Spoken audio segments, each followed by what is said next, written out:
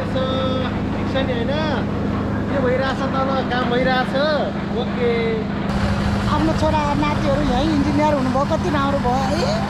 यहीँको मान्छेले काम गर्नु पाए त्यो मुग्लिनु पुल दिनु भएको छ नि है हाम्रो नेपालीले बनाउनु पाएन नि कति खुसी लाग्यो मलाई हाम्रो छोराहरूले बनाएको पुल तर्नु पाइयो आफ्नो बच्चाहरूले सिक्नु भएको काम लाग्यो धन्यवाद यो जीवन नसोचेको काम भए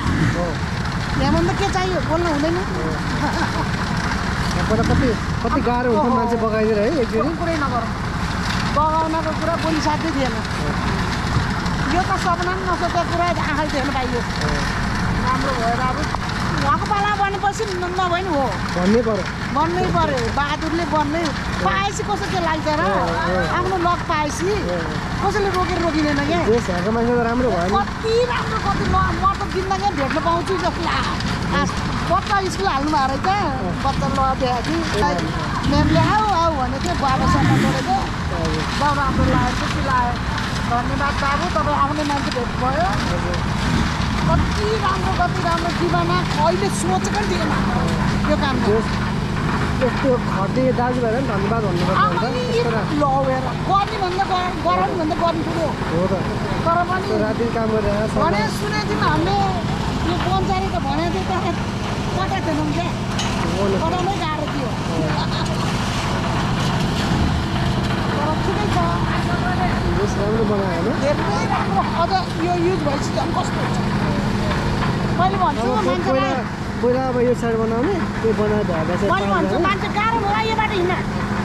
पहिला गाह्रो नभए साह्रो कहाँ हुन्छ पछि होइन यो गाह्रो भएपछि पो बल्ल राम्रो हुन्छ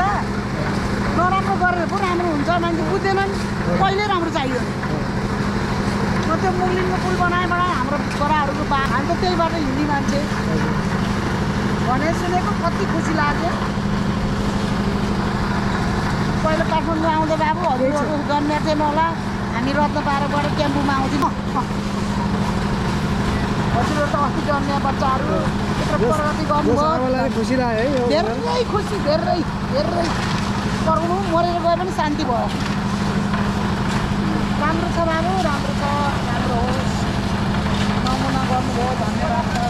यो त यो काम राम्रो गर्छ भनेर यो बनाउँछ भनेर यति जान्छ बनाउँछ भने त होला त दियो तर को निक्लेर त्यो बनाउँछ जस्तो लाग्यो आमाको नाम चाहिँ के आमा विष्णु थापा मगर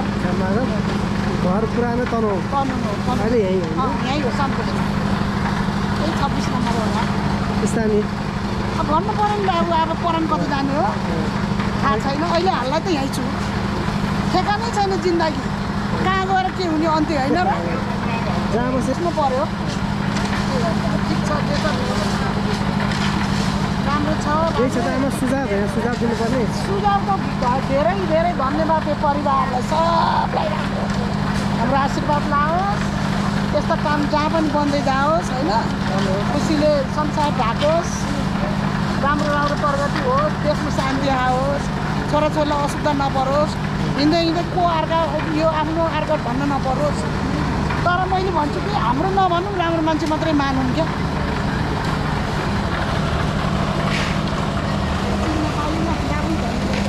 ल